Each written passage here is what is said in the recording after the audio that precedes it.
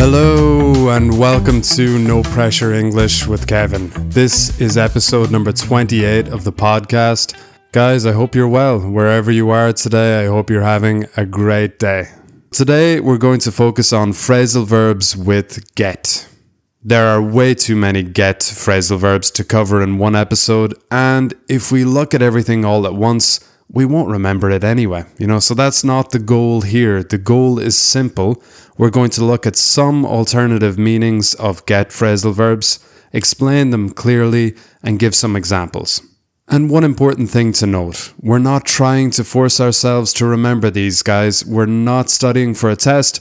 We're just getting our English listening practice in for the day. By listening to this audio, you'll start to absorb the meanings and structures naturally. Alright, let's jump in.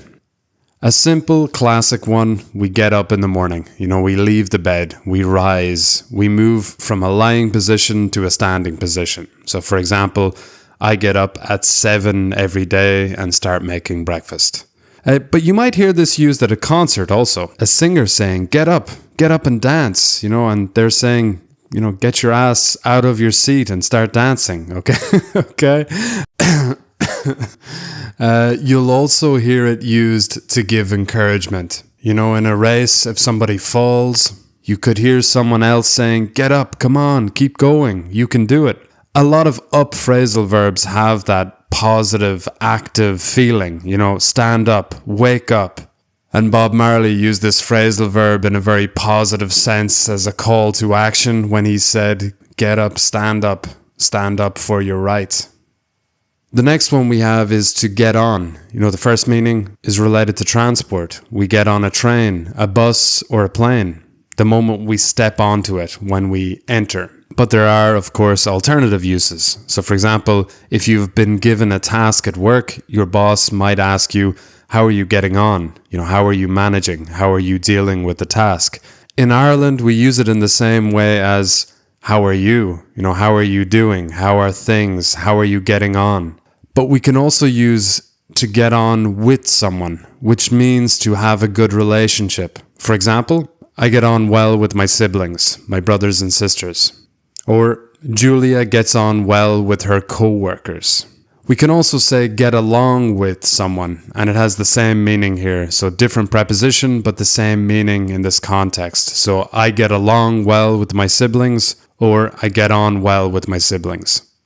Another really useful meaning is to continue doing something. So for example, I need to get on with my work. I took a break at lunch and I have a lot to do before the end of my shift, so I need to get on with my work. Or, let's get on with this lesson. Okay, let's move on. So here on gives that idea of continuation, moving forward. The last meaning for getting on I will go through is the idea of aging. So it's very common to use this in informal speech. I must be getting on. I feel destroyed after playing football for 5 minutes. I used to be able to play for hours without feeling tired. I'm definitely getting on. Or, I'm getting on. I can't remember the names of bands I used to love. Okay, I'm getting on. I'm getting old. Our next phrasal verb is to get off. First, the most literal meaning, to leave transport. Okay, we get off a bus, a train, or a plane. Quick note here, with cars and taxis, we say get out of a car, not get off. If we say get off, then you are on the roof of the car and we are intending that you should climb down from the roof. Okay, so get off is used with bigger modes of transport like buses, trains, and planes. Another nice use of this phrasal verb is connected to the end of your shift. What time do you get off? This means, what time do you finish work at? Or when are you allowed to leave? For example, my friend Jack is a lawyer and he usually gets off work around 7. Now, a few other meanings. In Ireland and the UK, to get off with someone means to have like a brief romantic encounter. So often just kissing or something short term, even a one-night stand. So for example, Julia got off with one of her colleagues at the Christmas party. Okay, that's never a good idea. Okay. We also use get off to mean to avoid punishment. For example, Alex stole a car, but he got off lightly because it was his first offense. Or Jill shouted at a teacher but only got one detention because of difficult circumstances at home. So she got off lightly, without any serious consequences.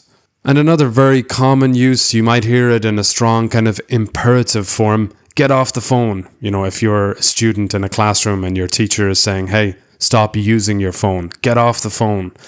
Or get off the grass if you have kind of a very angry neighbor and you are standing on their grass. They might say, hey, get off the grass. So here it means to stop using something or move away. So again, off has that idea of separation.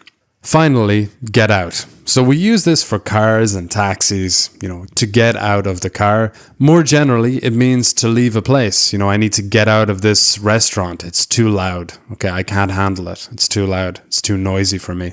It can also be an imperative, get out of my classroom. Okay, and this is a lot more urgent or forceful than simply leave my classroom, get out of my classroom. A couple of my teachers said that one to me back in the day, many years ago, quite often, I believe. But there's another really useful meaning as well, which is to avoid doing something. For example, I always tried to get out of doing my homework when I was a student, okay, to get out of something, to avoid doing something. So here, out has that idea of escape, you're escaping a responsibility. So that one is to get out of something, to get out of doing something. All right, guys, and our final use of this structure, to get out, relates to news or a story.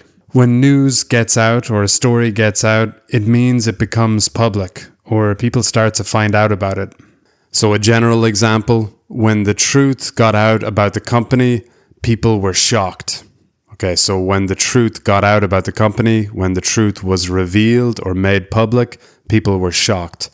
All right, guys, we'll stop there. Again, don't try to memorize everything. If some of these uses were new to you, just listen again. Give it a couple of listens, get familiar with the sounds and the structures, and let it sink in naturally. These are basic get phrasal verbs, but with a few secondary meanings you might not have known.